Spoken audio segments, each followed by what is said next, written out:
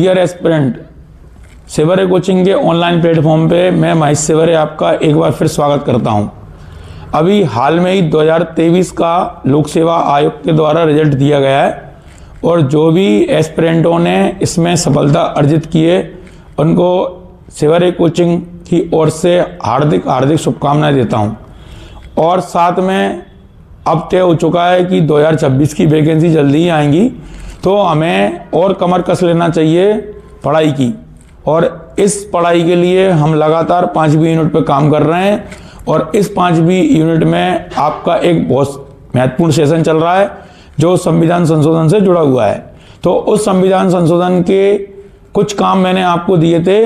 इन्हीं कामों के अंतर्गत संशोधन 1 से लेकर 72 में जो भी इम्पोर्टेंट संशोधन थे वो मैंने आपको पिछली क्लास में बता दिए थे। आज हम इस श्रृंखला को आगे बढ़ाने की कोशिश करते हैं और साथ में सभी को मैं बोलना चाहूँगा कि आज हम जो संशोधन पढ़ने वाले हैं उन संशोधन में इस बात के लिए मैं बिल्कुल कन्फर्म हूँ कि एक क्वेश्चन मिनिमम आपका आज की पढ़ाई से जरूर आने वाला है। तो ध्यान दें, अपना हमारा टॉपिक चल रहा है संविधान संशोधन। संविधान संशोधन ये वाला टॉपिक, इसमें हम 1 से लेकर 72 तक के संशोधन पढ़ चुके हैं। इसमें मैंने आपको बोला था कि 42 अमेंडमेंट एक्ट जो है उसको आप बहुत अच्छे तरीके से कर लेना। इसमें से आपके कम से कम 3 बार मेंस के क्वेश्चन आ चुके हैं। तो आज हम संशोधन की श्रृंखला को आगे बढ़ाते हैं। जैसा कि 72 के बाद आपका आएगा 73वां संशोधन। तो मैं क्या कर रहा हूं आपके लिए 73वां संशोधन और 74वां संशोधन ये दोनों एक साथ समझाने की कोशिश कर रहा हूं। और ये हमारे मध्य प्रदेश वाले सेक्शन का भी हिस्सा है जो मैं पहले पढ़ा चुका हूं। इस 73वें और 74वें संशोधन का संबंध है स्थानीय प्रशासन से, लोकल गवर्नमेंट। अब ध्यान देने की बात है कि जो स्थानीय प्रशासन है ना वो राज्य सूची का विषय होता है जो आपसे 2019 में क्वेश्चन पूछा गया है। 73वें संशोधन का जो संबंध है वो है ग्रामीण स्थानीय स्वशासन यानी रूरल एरिया। अब इस रूरल एरिया के लिए पहले संविधान में और 74वें का संबंध होता है आपका अर्बन यानी शहरी। पहले इस संशोधन के लिए 40वां अनुच्छेद हुआ करता था, लेकिन वो 40वां अनुच्छेद बाध्यकारी नहीं हुआ था। ये भी प्रश्न आपके लिए 2019 में पूछ लिया गया है। अब इसमें जो 73वें संशोधन से किया गया उस पर आप ध्यान देना। सबसे पहले इसमें भाग 9 जोड़ा गया और भाग 9 के साथ में इसमें 243 से लेकर आपके 243O तक 16 अनुच्छेद जोड़े गए। साथ में इसमें 11वीं अनुसूची शेड्यूल जोड़ी गई जिसमें पंचायतों से जुड़े हुए 29 कार्यों का जिक्र करा गया। अब इसी तरह बिल्कुल आपको इसको तुरंत याद करने में दिक्कत नहीं आएगी। शहरी वाले में 74 वाले में हम देखेंगे तो 9 की जगह हो जाएगा 9A। दूसरी चीज इसमें आर्टिकल हो जाएंगे 243 जहां पे हमने छोड़ा था 243P से 243ZG तक कितने 18। और कोइंसिडेंटली इसमें 12वीं अनुसूची जोड़ी जाएगी और 12वीं अनुसूची में भी आपके 18 ही विषय हैं। यानी भाग 9A में भी 18 अनुच्छेद हैं और अनुसूची 12 जो इससे जोड़ी गई है 74वें संशोधन से उसमें भी 18 विषय हैं जो कि नगर पालिका की कार्य एवं शक्तियों को दर्शाते हैं। तो आपके लिए क्वेश्चन ये है कि जब 73वां और 74वां संशोधन पारित हो गया था संसद के द्वारा और लागू कर दिया गया था तो सबसे पहले कौन सा राज्य था जिसने अपने यहाँ स्थानीय प्रशासन को लागू करा और उस राज्य में उस समय कौन से मुख्यमंत्री थे। इसके बाद में नेक्स्ट हम चलते हैं इसके इंपॉर्टेंट संशोधन। इसके अंतर्गत मेरे दृष्टिकोण से अगला संशोधन इंपॉर्टेंट है 84वां। 84वें संशोधन के साथ में हमें 42वें संशोधन की एक बात और याद रखना पड़ेगी। 42वें संशोधन से इंदिरा गांधी के समय 1971 की जनगणना के आधार पर यह बोल दिया गया था कि जो लोकसभा और विधानसभा हैं राज्यों की, उनमें जो सीटों की संख्या है वो सन 2000 तक नहीं बढ़ेगी। और 84वें संशोधन में इसको बढ़ा के 2026 तक का कर दिया गया। यानी 84वां संशोधन ये बोलता है कि 2026 तक लोकसभा और विधानसभा की सीटों में परिवर्तन नहीं किया जाएगा। इसके बाद में हम 84वें के बाद में आते हैं 85वें संशोधन पे। 85वां संशोधन यूपीएससी के पेपर में पूछा गया है। यह संशोधन संबंधित है जो आर्टिकल 16(4) का है, उसमें जो एससी और एसटी को सरकारी सेवा की पदोन्नति में आरक्षण देने के लिए परिणामिक वरिष्ठता सीक्वेंशियल सीनियरिटी का ध्यान रखा जाएगा और इसको 1995 में लागू कर दिया गया। तो ध्यान रखना, ये यूपीएससी में पूछा गया है। इसके बाद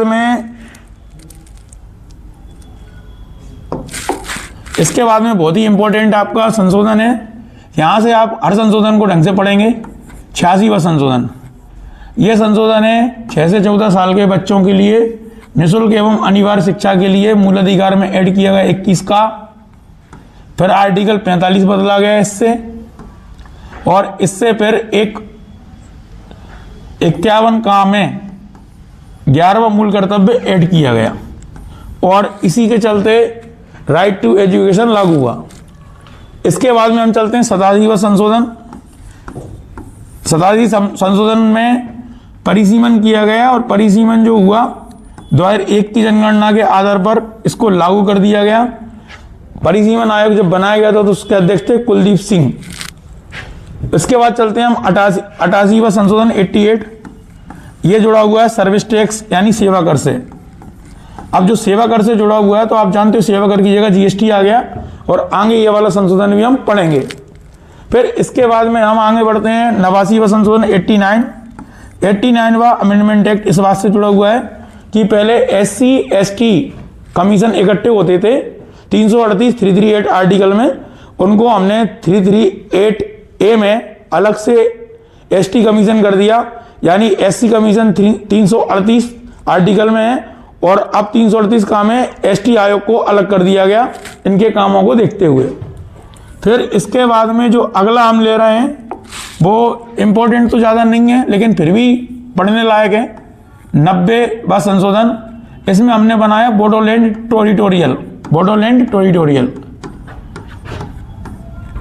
टेरिटोरियल। इसके बाद में आया 91वां अमेंडमेंट एक्ट, बहुत इंपॉर्टेंट है, अटल बिहारी वाजपेयी के टाइम पे हुआ था।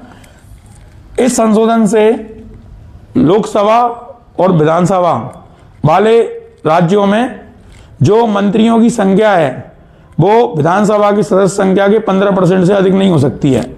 एक टाइम था भारत देश में जहां उत्तर प्रदेश जैसे राज्य में 100 से ज्यादा मंत्री देखे हैं, और एक टाइम था देश में तब भी हमने बहुत सारे मंत्री देखे हैं।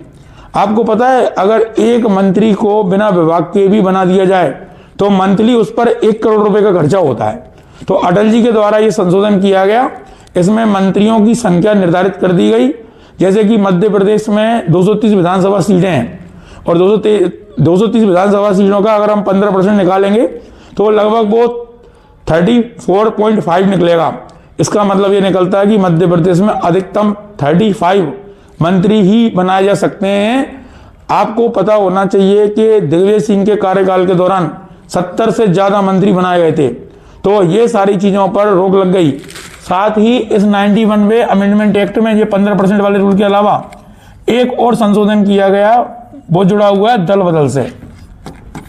अब दल बदल में क्या है कि आपको मैंने लास्ट क्लास में पढ़ाया था कि 52वें संशोधन से नियम बनाया गया था कि 1/3 लोग जब दल छोड़ेंगे तो उनको मान्यता मिलेगी।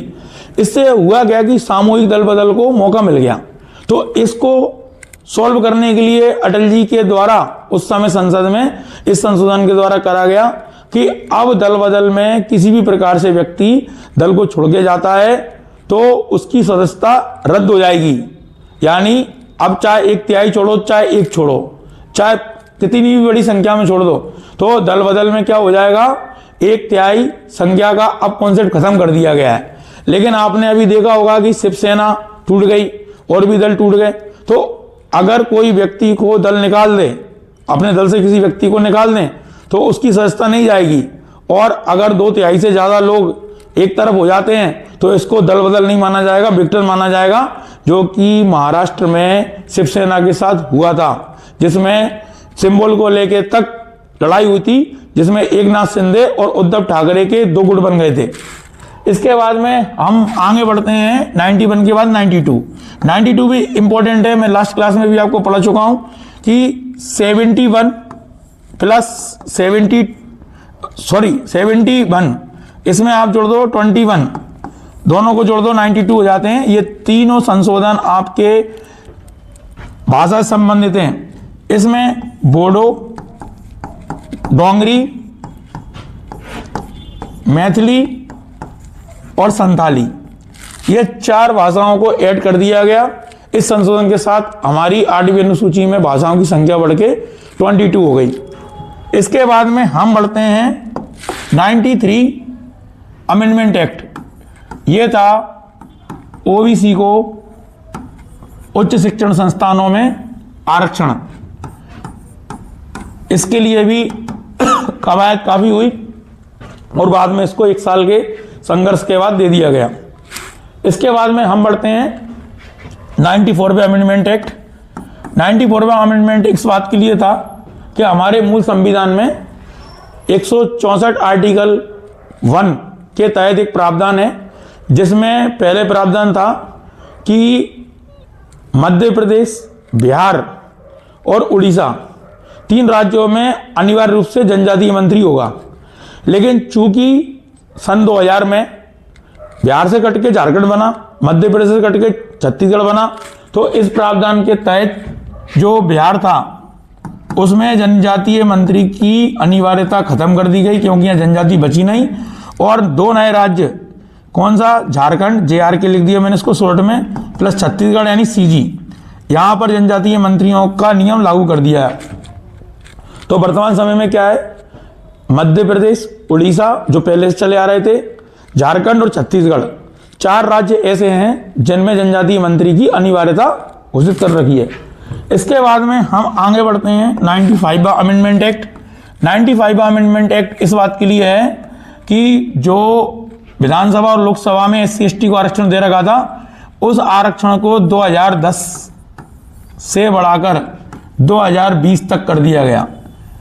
ये जो आरक्षण पंचायतों में, विधानसभा में, लोकसभा में दिया गया है, तो आपको बताना चाहूंगा कि यह आरक्षण राजनीतिक आरक्षण है और इसी आरक्षण को केवल 10 साल के लिए दिया जाता है और हर 10 साल बाद इसको अपडेट किया जाता है। यानी जब 1950 में संविधान बना था तो केवल 10 साल के लिए था, लेकिन राजनीतिक आरक्षण, और इसको 10-10 साल करके हर बार अपडेट किया जाता है। आगे के एक संशोधन में भी इसको फिर से अपडेट किया जाएगा। अब हमारा है 96वां अमेंडमेंट एक्ट। ये भी भाषा से जुड़ा हुआ है, लेकिन इसमें कोई भाषा बढ़ाई नहीं गई, बल्कि एक नाम को बदला गया, उड़िया को ओडिया कर दिया गया। ये क्या है, राज्य का नाम बदला तो उनकी भाषा का नाम भी बदल दिया गया। फिर एक और इंपॉर्टेंट संशोधन किया गया, वो था 97वां संशोधन। ये था सहकारिता से संबंधित, सहकारिता यानी कोऑपरेटिव सोसाइटी वाले रूल। पहले ये संसदीय नियम से ऑपरेट होते थे, लेकिन अब सहकारिता का एक संशोधन कर दिया गया और इसके लिए भाग 9B जोड़ा गया। पंचायत के बाद वाले भाग में 9B जोड़ा गया और इसमें भी 10 अनुच्छेद हैं और साथ में 19(1)C जो स्वतंत्रता है संघ बनाने की, उसी में सहकारिता शब्द को भी ऐड कर दिया गया। और एक बना भाई साहब सहकारिता मंत्रालय। तो आपको बताना है कि सहकारिता मंत्रालय जब बना तो उसके केंद्रीय मंत्री का नाम क्या है। इसके बाद में हम आगे बढ़ते हैं, हम चलते हैं 98वां अमेंडमेंट एक्ट। ये लोग भूल जाते हैं, ये क्या है, कर्नाटक और हैदराबाद को एक एरिया के रूप में चिन्हित कर डेवलपमेंट के लिए रूल बनाया गया और कर्नाटक के राज्यपाल को इसके अधिकार दिए गए थे। फिर हम चलते हैं 99वां अमेंडमेंट एक्ट, बहुत ही इंपॉर्टेंट है। ये है न्यायिक नियुक्ति आयोग से संबंधित, जिसके बनने में 2 से 3 साल लगे थे, लेकिन इसको सुप्रीम कोर्ट के द्वारा नल एंड वॉइड कर दिया गया और पुरानी कॉलेजियम व्यवस्था को लागू कर दिया गया। इसके बाद में हम चलते हैं 100 सेंचुरी हो गई हमारी। इस 100वें अमेंडमेंट एक्ट में लिखा गया है कि भारत और बांग्लादेश के बीच में क्षेत्रों का यानी एनक्लेव का आदान प्रदान किया गया, ताकि हमारी जो बाउंड्री है वो क्लियर हो जाए। 3 बीघा गलियारा, इस शब्द को हम मानते थे भारत और बांग्लादेश के बीच में सीमा विवाद के रूप में, इससे ये सोल्व हो गया। इसके बाद में हम चलते हैं 101, जिसने हमारे देश में आमूलचूल परिवर्तन ला दिया कर व्यवस्था में, वो है जीएसटी। जीएसटी एक ऐसा कर ढांचा था जिसके बदलाव में केंद्र और राज्य दोनों शामिल थे, इसलिए इसमें 2/3 बहुमत से इस प्रस्ताव को पास करने के साथ में आधे से अधिक राज्यों ने भी इसको पास करा और इसके बाद में सन 2017 में 1 जुलाई 2017 में जीएसटी लागू किया गया। 101 जीएसटी संबंधित था। 102 इसमें ओबीसी आयोग, जो एक विधिक आयोग था, उसको संवैधानिक आयोग के रूप में दर्जा दिया गया और इसको 338 खा या पी के रूप में, अनुच्छेद के रूप में एक आयोग के दर्जे के रूप में शामिल किया गया। इसके बाद में आते हैं हम 103। 103 में 3 शब्द हैं और 103 में 3 ही नंबर आ रहे हैं। उन 3 शब्दों को नाम आप पढ़ लेना, EWS, economic weaker section. Bharat देश के आरक्षण के ढांचे में एक बड़ा बदलाव किया गया। अभी तक आरक्षण सामाजिक और शैक्षणिक पिछड़ेपन के आधार पर दिया जाता था और एक जगह राजनीतिक आरक्षण दिया जाता था, लेकिन पहली बार ऐसा हुआ कि भारत में आर्थिक आधार पर वीकर सेक्शन को आरक्षण दिया गया। इसमें 10% आरक्षण की व्यवस्था की गई है कुल सीटों की और इसको लागू कर दिया गया है 103वें संशोधन में। ये इससे जुड़ा हुआ है। 104वां संशोधन। 104वें संशोधन में 2 बात एक साथ हुई थी। पहली बात ये हुई थी कि जो राजनीतिक आरक्षण विधानसभा और लोकसभा में था, उसको 2020 से बढ़ाकर 2030 कर दिया गया। आज ही की क्लास में थोड़ी देर पहले मैंने 95वें अमेंडमेंट एक्ट द्वारा इसको 2010 से 2020 करवाया था और अब ये हो गया है आपका 2020 से लेकर 2030 तक के लिए। और इसमें एक इंपॉर्टेंट चीज और आ गई जिसको आपको याद करना है, एग्लो इंडियंस। एग्लो इंडियन मतलब ऐसे अंग्रेज जो भारतीय नागरिकता ले गए और भारत में बस गए, ऐसे एग्लो भारतीय को हमने लोकसभा में 2 पदों पर आरक्षण यानी 2 लोकसभा सीटों पर आरक्षण और विधानसभा में हमने 1 पद का आरक्षण दे रखा था इनके रिप्रेजेंटेशन के लिए, लेकिन इसको अब खत्म कर दिया गया है। अब कोई एग्लो इंडियंस को किसी भी प्रकार का आरक्षण प्राप्त नहीं है। यह हुआ 104वें संशोधन के द्वारा। इसके बाद में अब केवल 2 बच रहे हैं। 105। 105वां संशोधन इसलिए था कि केंद्र ने राज्य को यह अधिकार दे दिया कि वो तय करे कि ओबीसी वर्ग में कौन शामिल है। राज्य द्वारा दी गई अनुशंसाओं पर केंद्र ओबीसी निर्धारित करेगा। यह करा गया 105वें संशोधन के द्वारा। और बहुत ही इंपॉर्टेंट है 106वां संशोधन। 106वां संशोधन ये 2024 में इलेक्शन ईयर में किया गया था, जब अल्ट्रा विस्टा प्रोजेक्ट के तहत नई संसद में पहला जो विशेष सत्र बुलाया गया था, उस विशेष सत्र में महिलाओं को लोकसभा और विधानसभा में 33% आरक्षण घोषित किया गया है।